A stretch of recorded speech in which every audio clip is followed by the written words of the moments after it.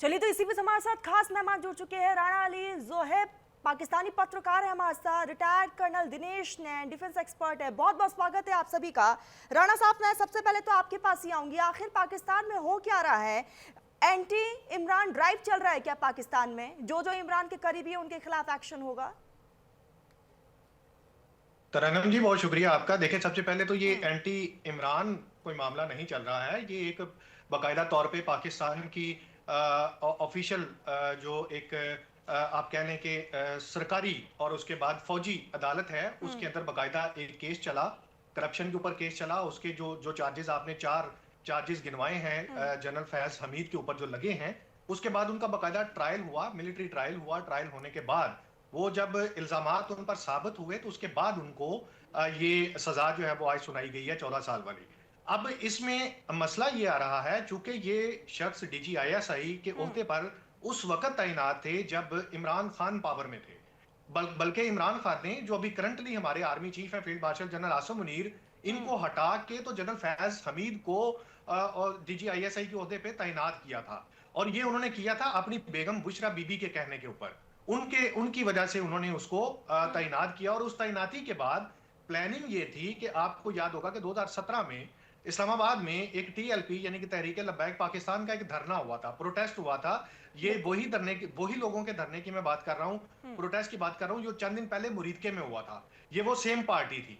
तो उस टाइम पे ये जो जनरल फैज हमीद हैं, इनका नाम सामने आया था कि ये प्रोटेस्ट को मैनेज करने में और उसके बाद उनको प्रोलॉन्ग करने में और गवर्नमेंट के खिलाफ इस्तेमाल करने के लिए इन्होंने वो अपने सारे हथकंडे जो हैं, जो अपने सारे वसाइल थे, वो इस्तेमाल किए थे। उसके बाद दूसरा जो चार्ज है उनपे, वो ये था कि इस्लामाबाद के अंदर एक टॉप सिटी हाउसिंग सोसाइटी है।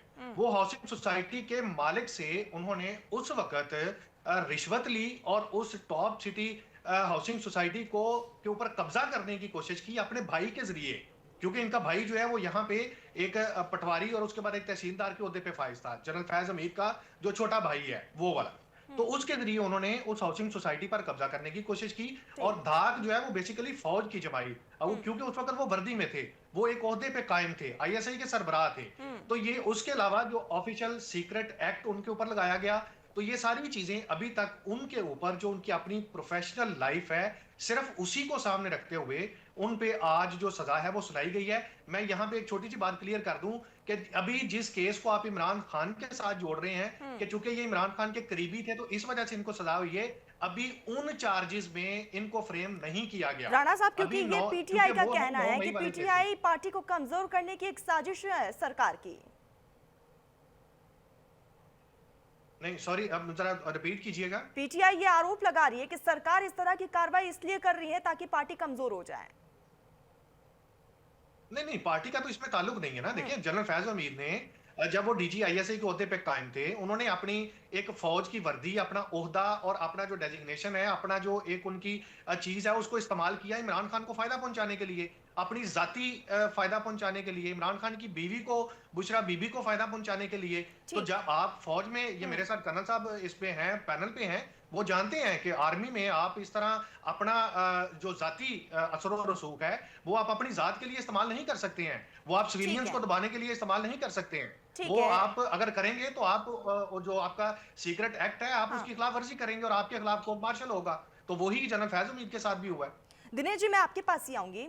बड़ी कार्रवाई की गई है फैज हामिद के खिलाफ और इमरान खान की वो बेहद करीबी भी है, 14 साल की सजा सुनाई गई है। क्या पाकिस्तान की मिलिट्री में किस तरह की पावर स्ट्रगल अब शुरू होने जा रही है? देखिए तरन्नुम, सबसे पहले तो ये बात बिल्कुल क्लियर हो जानी चाहिए कि फैज हमीद 2018 के अंदर, जब अभी के जो प्रेजेंट फील्ड मार्शल हैं इनके, आसिम मुनीर, ये इनको ISI का चीफ बनाया जाना था। और इमरान अहमद खान नियाजी ने उसको नहीं बनने दिया और चाहते थे कि फैज हमीद बन जाए। यहां तक की प्लानिंग थी कि फैज हमीद को कमर जावेद बाजवा के बाद, जनरल जावेद बाजवा के बाद, इसको पाकिस्तान का चीफ बनाया जाए। काफी पकड़ थी इस इंसान की, पॉलिटिकली काफी लिंक था। यहां तक कि अगर आपको याद हो, होटल सरेना था, आई थिंक, काबुल में जो था, चाय का कप पीते हुए कहा था ऑल इज वेल, वहां गए थे पाकिस्तान को रिप्रेजेंट करने के लिए कि वहां हक्कानी ग्रुप को वहां का लीडरान का ग्रुप में लीडर बना दिया जाए।